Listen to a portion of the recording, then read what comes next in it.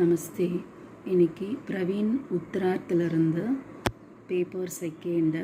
அதில் காவிய சாஸ்திரில் அலங்காரில் சப்த அலங்கார் பார்க்கலாம், அதில் யமக்கு பார்க்கலாம்.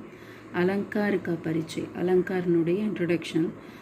आभूषण को संस्कृत भाषा में अल्म कहते हैं.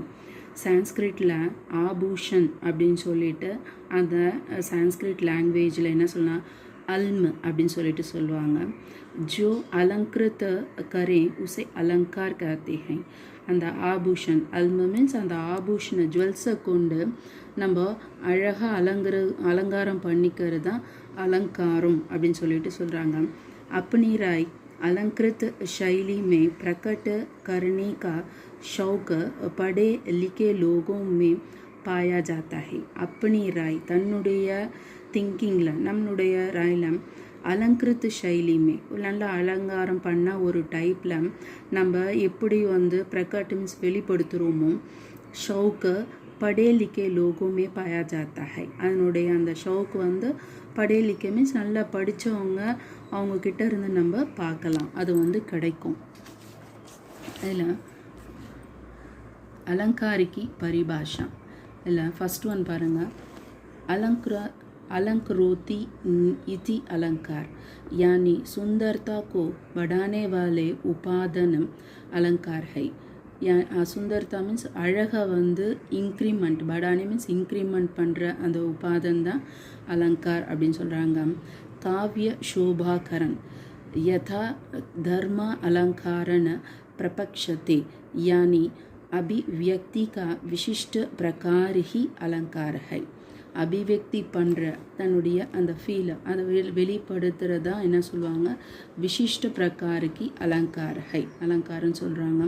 अलंकार क्या है? अलंकार என்னன்னா वर्ण करने की अनेक प्रकार की चमत्कार पूर्ण शैलियाँ. अलंकार என்னன்னா वर्ण करने की अनेक प्रकार. ஒரு வர்ணம் ஏதோ ஒன்றுத்தை நம்ம வர்ணனை பண்ணுறோம், அதை நிறைய நிறைய டைப்ஸில் பண்ணும்போது சமத்கார் சைலியம் அதில் நல்ல ஒரு நல்ல ஸ்டார் மாதிரி மினுக்குன்னு பண்ணுற அந்த டைப்பை தான் நம்ம என்ன சொல்கிறோம், அலங்கார் அப்படின்னு சொல்கிறோம். அலங்காருக்கே பிரகார், அலங்காரனுடைய பிரகார் 3 प्रकार के होते हैं. மொத்தம் 3 இருக்குது. शब्द अलंकार, अर्थ अलंकार, उभय अलंकार.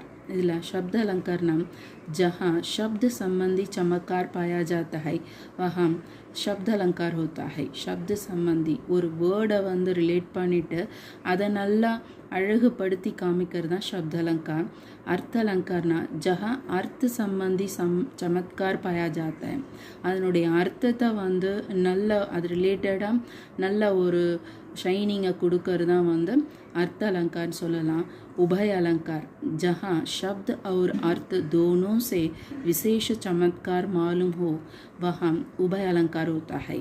அந்த ஒரு கொடுத்துருக்கிற அந்த இதில் வேர்டு அதனுடைய மீனிங் ரெண்டுமே சரி நல்ல விசேஷமாக நல்ல ஒரு க்ரியேட்டிவாக கொடுத்துருக்கிறது தான் என்ன சொல்லுவாங்க, உபய அலங்காரன்னு சொல்லுவாங்க. இதில் யமக் अलंकार की परिभाषा பார்க்கலாம். जहाँ एक शब्द से अधिक बार आकर भिन्न भिन्न अर्थ प्रकट करता है वहाँ यमक अलंकार होता है. ஒரே ஒரு வேர்டு ஒரு இடத்துல இல்லாமல் நிறைய இடத்துல திருப்பி திருப்பி பின்ன அர்த்த தனித்தனியாக அதுக்கு வேறு வேறு மீனிங்கை கொடுக்கறதா என்னது யமக் அலங்காரன்னு சொல்லிட்டு சொல்கிறாங்க.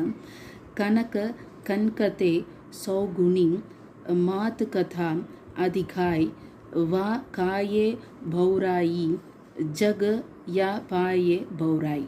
பிஹாரி லால் எழுதந்து.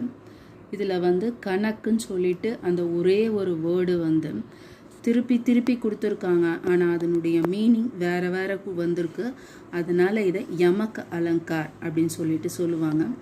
இந்த அலங்காரில் நிறைய அலங்காரம் வந்திருக்கு. இதில் ஃபஸ்ட் எடுத்தோன்னே நம்ம அலங்காரனுடைய பரிச்சை எழுதணும், அடுத்தது அலங்காரனுடைய பரிபாஷா எழுதணும், அலங்காரனுடைய டைப்ஸ் பிரகார் எழுதணும். அதுக்கப்புறம் நமக்கு என்ன கொடுத்துருக்காங்களோ யமக் அலங்காரா இல்லாட்டி ஸ்லேஷ் அலங்காரா அந்த அலங்காரனுடைய மீனிங் எழுதிட்டு உதாரணம் எழுதணும். ரொம்ப ஈஸியாக இருக்கும் அலங்காரம். ஒரு தடவை நல்லா படித்து பாருங்கள். 3 டாபிக் சேமாகவே தான் எழுதணும். அடுத்தது என்ன கொடுத்துருக்காங்களோ அந்த அலங்காருக்கு டெரிவேஷன் பண்ணணும், உதாரணம் கொடுக்கணும். அதனால் ரொம்ப ஈஸியாக இருக்கும். ஒரு தடவை நல்லா ரீட் அவுட் பண்ணுங்கள். எல்லாத்துக்கும் 5 மார்க்ஸு. அதனால் கண்டிப்பாக ரீட் பண்ணிங்கன்னா கரெக்டாக நம்ம மார்க்ஸை ஸ்கோர் பண்ண முடியும். தன்யவாத்.